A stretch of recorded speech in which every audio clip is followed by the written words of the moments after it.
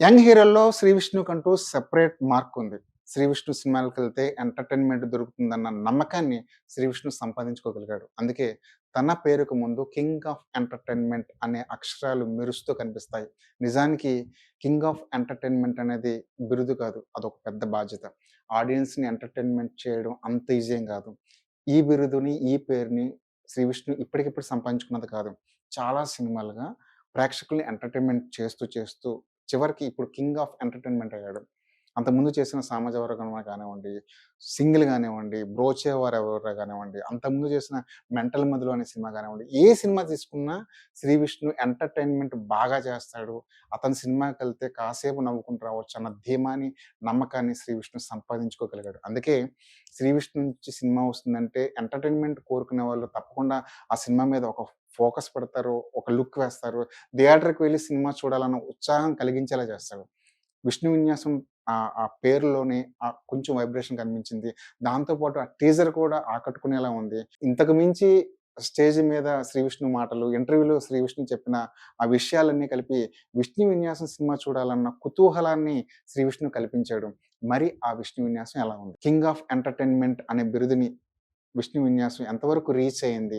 ఈ సినిమాతో ప్రేక్షకులకి గిట్టుబాటయ్యే వినోదం ఎంత? ఇదంతా ఈ రివ్యూలో తెలుసుకుందాం. సినిమా కథ ఏంటి? కథాంశం ఏంటి? అనే విషయాలు తెలుసుకునే ముందు ఒక విషయాన్ని స్పష్టంగా చెప్పాలి. ఈ సినిమా మీద ఇదివరకు వచ్చిన 'ఆ ఒక్కటి అడక్కు', 'అప్పుల పరవ' అనే 2 సినిమాల ప్రభావం ఈ సినిమా మీద స్పష్టంగా కనిపిస్తుంది. నిజంగా ఆ సినిమాలు చూసి ఆ ఇన్‌స్పిరేషన్‌తో దర్శకుడు ఈ పాయింట్ రాసుకున్నాడేమో అన్న అనుమానం కూడా కలుగుతుంది. జాతకాల పిచ్చి ఎలా ఉంటుందో 'ఆ ఒక్కటి అడక్కు' అనే సినిమాలో ఈవీవి సత్యనారాయణ 360 డిగ్రీల యాంగిల్‌లో మొత్తం పిండి ఆరేసి, ఉతికి ఆరేసి ఆడియన్స్‌ని ఎంటర్‌టైన్‌మెంట్ చేశాడు. నిజంగా ఇప్పుడు కూడా 'ఆ ఒక్కటే అడక్కు' అనే సినిమా పెట్టుకుంటే జాతకాల పిచ్చి ఇంత దారుణంగా ఉంటుందా? ఇంత ఘోరంగా ఉంటుందా? అందులోంచి ఇంత ఫన్ వస్తుందా? అనిపిస్తూ ఉంటుంది. ఇప్పటికి కూడా ఎవర్ గ్రీన్ సినిమా అది.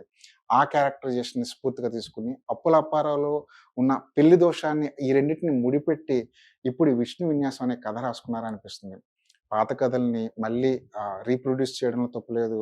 పాత కథల్ని, పాత క్యారెక్టరైజేషన్‌ని మళ్ళీ చూపించడంలో ఎలాంటి దోషం లేదు. కానీ పాత కథలను తీసుకుంటున్నప్పుడు కనీసం సన్నివేశాల్లోనైనా కొత్తదనం చూపించే ప్రయత్నం చేయాలి. ఆ విషయంలో 'విష్ణు విన్యాసం' రైటింగ్ టీమ్ పూర్తిగా తప్పటడుగులేసింది. పాత సినిమానే, పాత క్యారెక్టరైజేషన్‌లే, పాత సన్నివేశాలే మళ్ళీ మళ్ళీ చూస్తున్నామేమో అన్న ఫీలింగ్‌ని అడుగడుగునా కల్పించాయి ఈ సినిమా. 'విష్ణు విన్యాసం' సినిమాలో చెప్పుకోదగ్గ పాయింట్ ఏమైనా ఉంది అంటే, అది విష్ణు క్యారెక్టర్ నుంచి వచ్చే ఆ ఎంటర్‌టైన్‌మెంట్. శ్రీ విష్ణు దగ్గరున్న గొప్ప గుణం ఏంటంటే, సన్నివేశాన్ని తను పూర్తిగా లోబరుచుకుంటాడు. ఆ సన్నివేశంలో ఉన్నట్టు, ఆ సీన్‌లో తను ఉన్నట్టు బిహేవ్ చేస్తుంటాడు. నిజంగానే విష్ణు ఆ సన్నివేశాన్ని ఆ సిట్యుయేషన్‌లో విష్ణు ఉన్నాడేమో అనేంత భ్రమ కల్పిస్తుంటాడు. ఆ సీన్‌ని విష్ణు ఓన్ చేసుకునే విధానం, అందులోంచి తను పుట్టుకొచ్చే కామెడీ, ఆ సైలెన్స్ ఉంటుంది. ఒక డైలాగ్‌కి, ఇంకో డైలాగ్‌కి మధ్య ఒక చిన్న గ్యాప్ ఉంటుంది. ఆ గ్యాప్‌ని కూడా శ్రీ విష్ణు బాగా క్యాష్ చేసుకుంటాడు. ఇదివరకు మనం 'సింగిల్' అనే సినిమాలో చూసాం.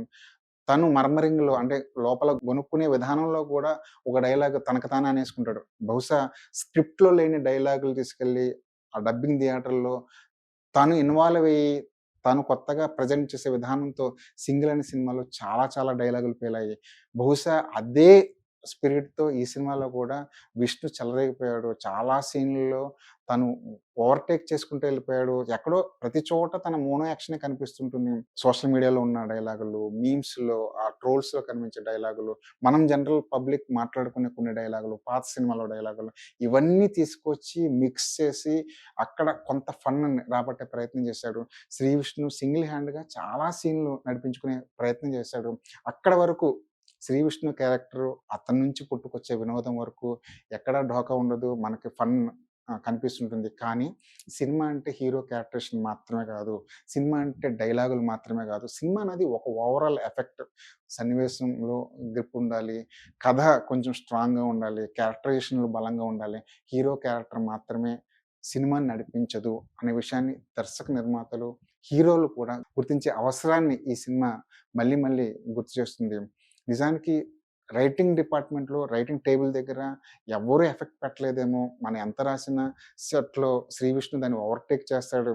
కాస్త రాసినా సరే శ్రీ విష్ణు ఓన్ చేసుకొని దాన్ని ఫుల్ ఫ్లెడ్జ్డ్‌గా 100% దాన్ని అవుట్‌పుట్ తీసుకొస్తాడన్న నమ్మకంతో చాలా సీన్‌లు అరాకొరగా రాసారేమో అనిపిస్తుంటుంది. సీన్ ఎప్పుడు కూడా గ్రాఫుల వారీగా పెరుగుతూ వెళ్ళాలి. సీన్‌లో ఫన్ కూడా ఆ గ్రాఫ్ వారీగా పెరుగుతూ వెళ్ళాలి. కానీ ఒక దశ వచ్చేసరికి మళ్ళీ ఆ సీన్ ఇంకొంచెం పై స్థాయికి వెళ్ళకుండా అక్కడే ఆగిపోయే సన్నివేశాలు ఈ సినిమాలో చాలా చాలా కనిపిస్తాయి. అంటే రైటింగ్ డిపార్ట్‌మెంట్‌లో రైటింగ్ టేబుల్ దగ్గర పూర్తి స్థాయిలో రాయకపోతే ఒక సీన్ ఎందుకు కొలాప్స్ అయిపోతుంది అన్నది ఈ సినిమాలో మనకు కనిపిస్తుంది. ఇంచుమించుగా 60 సీన్‌లు ఉంటాయి. 60 సీన్‌లు ప్రారంభించిన విధానాలు చాలా బావుంటాయి. కానీ ఓ స్థాయి దగ్గరికి తీసుకెళ్ళి అక్కడ ఆపేసి తర్వాత మొత్తం శ్రీ విష్ణు తీసుకుంటాడు. శ్రీ విష్ణుని ఈ సినిమాని ముందుకు నడిపించుకుంటాడు అన్న ఓవర్ కాన్ఫిడెన్స్‌తో సగం సగం రాసి ఈ సినిమాని వదిలేసారేమో అనిపిస్తుంది. ఫస్ట్ హాఫ్‌లో చాలా వరకు శ్రీ విష్ణు తన భుజస్కంధాల మీద ఈ సినిమాని నడిపించే ప్రయత్నం చేశాడు. కానీ అది ఏమాత్రం సరిపోలేదు. హీరోయిన్ క్యారెక్టరైజేషన్ అక్కడక్కడ కాస్త గమ్మత్తుగా అనిపిస్తుంది. హీరోయిన్ క్యారెక్టరైజేషన్‌ని కాస్త విచిత్రంగా మార్చాలన్న ప్రయత్నంలో హీరోయిన్‌కి మందు కొట్టే అలవాటు ఉందని చూపించడం, హీరోయిన్ ఒక స్మోకర్ అని చూపించడం, హీరోయిన్ ఏదో కామ పిశాచిలాగా కాస్త బిల్డప్ ఇచ్చే ప్రయత్నం చేయడం, ఇవన్నీ ఎందుకో అనిపిస్తుంది. హీరోయిన్ క్యారెక్టరైజేషన్‌ని కొత్తగా రాసుకునే ప్రయత్నంలో చాలా చాలా గందరగోళాన్ని సృష్టించే ప్రయత్నం చేశాడు దర్శకుడు. దానికి కూడా ఒక జస్టిఫికేషన్ ఇచ్చే ప్రయత్నం సెకండ్ హాఫ్‌లో చేసినప్పటికీ, అప్పటికే ఆ క్యారెక్టరైజేషన్ మీద గాని, ఆ క్యారెక్టర్ మీద గాని, కథ మీద గాని మనకున్న అభిప్రాయాలు, మనకున్న నమ్మకాలన్నీ పటాపంచలుగా చెదిరిపోతుంటాయి. కాబట్టి సెకండ్ హాఫ్‌లో దానికేదో జస్టిఫికేషన్ చేసే ప్రయత్నం దర్శకుడు చేసినప్పటికి కూడా అవి పెద్దగా ఆర్గానిక్‌గా అనిపించదు. ఫస్ట్ హాఫ్‌లో కాస్త ఆసక్తిని కలిగించే విషయం ఏంటంటే, హీరోయిన్‌కి ఏదో సమస్య ఉంది. అది ఎప్పటికి రివీల్ అవ్వదు. అది ఎప్పుడు హీరోకి రివీల్ అవుద్దో అప్పుడు థియేటర్‌లో ఒక బ్లాస్ట్ లాంటి ఒక మూవ్‌మెంట్ వస్తుంది అని అందరూ వెయిట్ చేస్తుంటారు. ఆ మూవ్‌మెంట్ కూడా వస్తుంది. ఇంటర్వల్ బ్యాంగ్‌లో హీరోయిన్‌కున్న సమస్య ఏంటి అన్నది అప్పుడు రివీల్ అయిపోతుంది. కానీ అది కూడా ఎందుకో చాలా సినిమాల్లో చూసేసి ఉండడం వల్ల అది కూడా పెద్దగా కిక్ అనిపించదు. ఫస్ట్ హాఫ్‌లో హీరో క్యారెక్టరైజేషన్ అందులోంచి పుట్టుకొచ్చే కామెడీ, హీరోయిన్‌కి ఏదో ఒక సమస్య ఉంది. ఆ సమస్య ఏంటని ఒక చిన్నపాటి సస్పెన్స్ మినహాయిస్తే ఈ సినిమా నుంచి ఆడియన్స్ పెద్దగా ఎక్స్‌పెక్ట్ చేయడానికి ఏమీ లేదు. కేవలం శ్రీ విష్ణు తాలూకు బలాన్ని మాత్రమే నమ్మి గుడ్డిగా తీసేసిన సినిమా ఇది. అప్పటికి కూడా శ్రీ విష్ణు చాలా హ్యాండిల్ చేయడానికి చాలా ట్రై చేశాడు. చాలా బలంగా ప్రయత్నించాడు. కానీ అది ఏమాత్రం వర్కౌట్ అవ్వలేదు. 'సామాజ వర్గమన', 'సింగిల్' లాంటి సినిమాల్లో శ్రీ విష్ణు ఏం చేశాడో ఈ సినిమాలో కూడా అదే రిపీట్ చేసే ప్రయత్నం చేశాడు. మధ్య మధ్యలో 'ఆర్‌పీ పట్నాయక్' పాటలకి శ్రీ విష్ణు చేసే ఆ డాన్స్‌లు, అతన్ని ఇమిటేట్ చేసే ప్రయత్నం ఇవన్నీ ఫన్నీగా అనిపిస్తాయి. చాలా డైలాగులు శ్రీ విష్ణు అప్పటికప్పుడు స్పాంటేనియస్‌గా చెప్పేసాడేమో అనిపిస్తుంది. స్క్రిప్ట్‌లో కూడా లేని డైలాగుల్ని శ్రీ విష్ణు ఓన్ చేసుకొని చెప్పడం వల్ల అక్కడక్కడ ఫన్ క్రియేట్ అయింది. మొత్తానికి శ్రీ విష్ణు తన సింగిల్ హ్యాండ్‌తో ఈ సినిమాని నడిపించే ప్రయత్నం చేశాడు. హీరోయిన్‌తో పాటు ఏ క్యారెక్టర్ కూడా అంత బలంగా అనిపించదు. ఆఖరికి 'సత్య' కూడా తన టైమింగ్‌తో ఆకట్టుకోలేకపోయాడు. అక్కడక్కడ 1, 2 డైలాగులు 'సత్య' పలకడం వల్ల, 'సత్య' కావడం వల్ల కొంత ఫన్ అయితే క్రియేట్ అయింది. సినిమా అనేది రైటింగ్ టీమ్ ఎఫెక్ట్. ఆ రైటింగ్ బలంగా ఉంటే హీరో క్యారెక్టర్ ఎన్ని విన్యాసాలు చేసినా మనకు ఆనందంగా ఉంటుంది. 'శ్రీ విష్ణు' లాంటి కామెడీ టైమింగ్ ఉన్న ఆర్టిస్ట్‌కి, 'శ్రీ విష్ణు' లాంటి కింగ్ ఆఫ్ ఎంటర్‌టైన్‌మెంట్ అనే అంత బిరుదున్న ఒక ఆర్టిస్ట్‌కి మంచి సీన్ పడితే, మంచి డైలాగ్ పడితే ఆ రిజల్ట్ ఎలా ఉంటుందో 'సామాజ వర్గమన', 'సింగిల్' లాంటి సినిమాలు నిరూపించాయి.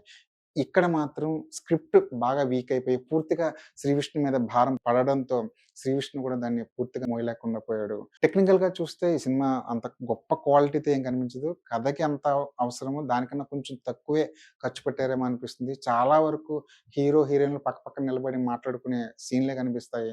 పెద్దగా ఆర్ట్ వర్క్ గుర్తించాల్సినంత ఆర్ట్ వర్క్ ఏం కనిపించదు. రతన్ కూడా తన మ్యూజిక్‌కి న్యాయం చేయలేదేమో అనిపిస్తుంది. మన దగ్గర ఎంత గొప్ప ఆర్టిస్ట్ ఉన్నా సరే రైటింగ్ టీమ్ చాలా స్ట్రాంగ్‌గా ఉండాలి.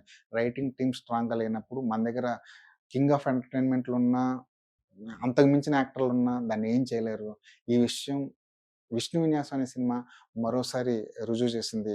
సరదాగా థియేటర్‌కెళ్ళి శ్రీ విష్ణు టైమింగ్‌ని, శ్రీ విష్ణు కొన్ని మాటలు భలే గమ్మత్తుగా మాట్లాడుతుంటాడు. అలాంటివి ఏదో చూసి కాసేపు నవ్వుకొని వచ్చేద్దాం అనుకున్న వాళ్ళకి 'విష్ణు విన్యాసం' ఒక ఆప్షన్ అవుతుందే తప్ప 'సామాజ వర్గమన', 'సింగిల్' లాంటి సినిమాలు చూద్దాం. 'కింగ్ ఆఫ్ ఎంటర్‌టైన్‌మెంట్' అనే పేరుకి సార్థకత దొరుకుతుంది ఈ సినిమాకెళ్తే అనుకుని మాత్రం థియేటర్‌కి వెళ్తే తప్పకుండా డిసప్పాయింట్ అవుతారు. ఇది ఈ సినిమా మీద మా జెన్యూన్ ఒపీనియన్. ఈ సినిమా చూసిన తర్వాత మీకేమనిపించిందో కామెంట్ బాక్స్‌లో మెన్షన్ చేయండి.